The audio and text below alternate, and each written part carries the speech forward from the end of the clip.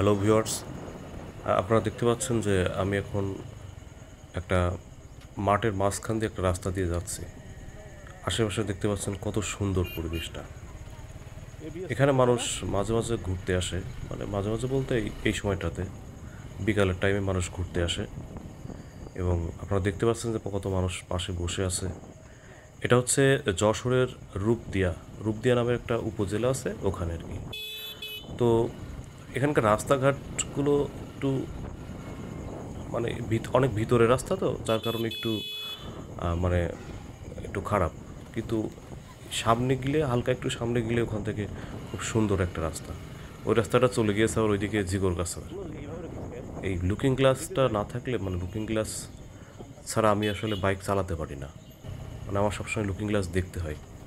যাক, এই বাইকটা লুকিং গ্লাস মানে করে রাখছে, সমস্যা নাই। আপনারা এখন দেখতে পাচ্ছেন যে আমি এখন যাচ্ছি ঝিকরগাছার দিকে, বাইপাস হয়ে। আর আশেপাশের মাঠটা দেখতে পাচ্ছেন যে কত সুন্দর, চারিদিকে প্রকৃতি কত সুন্দর। এই রাস্তার আশেপাশে কি সুন্দর খেজুর গাছ।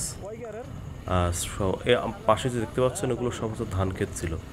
মানে ধান কাটার পরে অনেক দিন জমি ফেলে রাখতে হয়, মানে পরবর্তী ধান লাগানোর আগ পর্যন্ত। তখন এখানে অনেক সবুজ ঘাস, অনেক কিছু হয়, গরু খায়। তখন এই পরিবেশটা দেখতে আরও বেশি সুন্দর লাগে। আপনারা দেখতে পাচ্ছেন চারিদিকে কত সুন্দর। এই রাস্তা ধরে প্রায় আরও 10-12 কিলোমিটার গেলে আমাদের ফুলের রাজধানী যশোর, মানে জিগরগাছা, যশোরের জিগরগাছার গদখালি। তো আপনারা দেখতে পাচ্ছেন এখন আমি প্রায় একটা গ্রামের ভিতরে ঢুকে পড়ছি।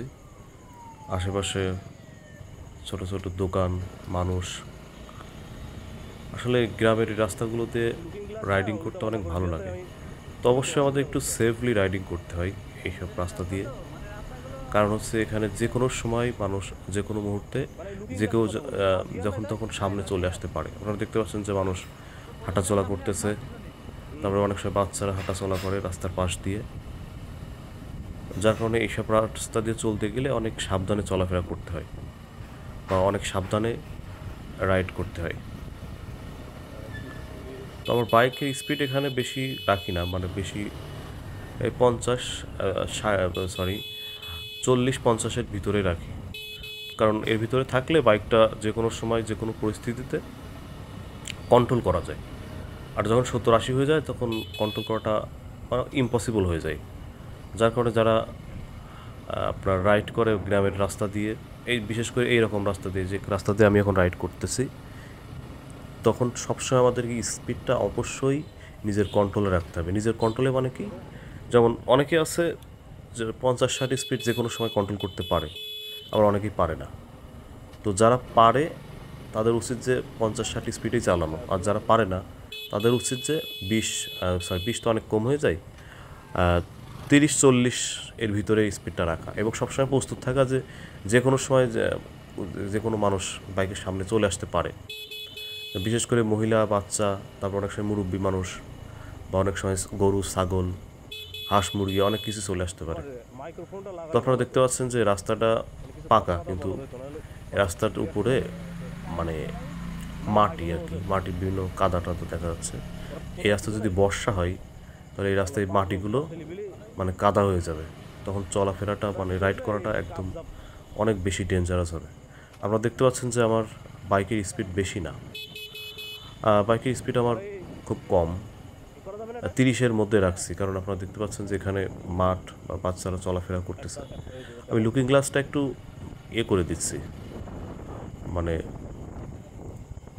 ওটা একটু স্প্রেড করে দিচ্ছি, মানে এটা সরিয়ে দিচ্ছি, সেট করে দিচ্ছি। কারণ হচ্ছে লুকিং গ্লাস ছাড়া আমি চালাতে অনেক অসুবিধা হচ্ছে। লুকিং গ্লাস থাকলে আমি পিছনে দেখতে পাই। আর লুকিং গ্লাস দেখার নিয়ম হচ্ছে যে প্রতি 10 সেকেন্ড পর পর আমাদের লুকিং গ্লাস দেখা উচিত, মানে এটা মাস্ট।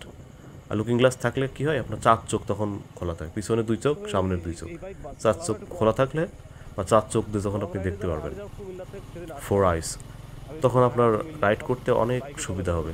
তখন আপনি বুঝতে পারবেন যে কেউ আপনাকে ওভারটেক করার চেষ্টা করতেছে কি না, বা কেউ পিছনে আসে কি না, এটা মেইন রোডে তো অবশ্যই, যখন আমরা হাইওয়ে চালাই তখন অবশ্যই এটা মানে মানে ফ্রিকুয়েন্টলি আমাদের লুকিং গ্লাস দেখতে হয়।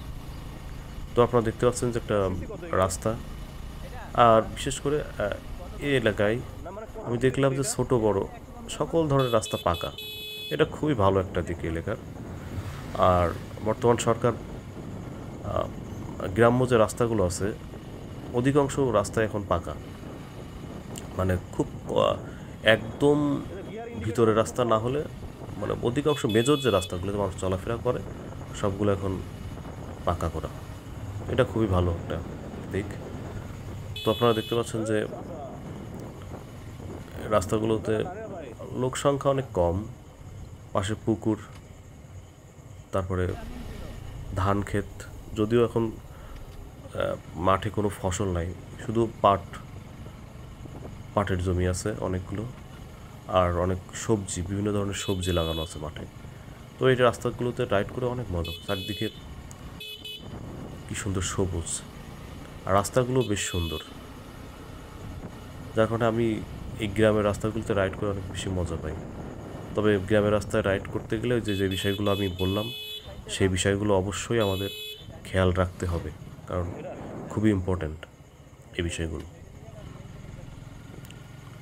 যে আপনারা দেখতে পাচ্ছেন যে অধিকাংশ জমি এখন ফুল ফাঁকা, কোনো ফসল নাই।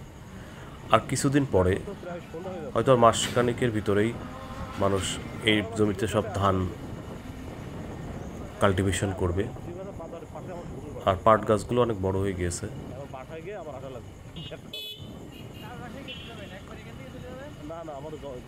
এখন ঢুকে পড়লাম গ্রামের ভিতরে।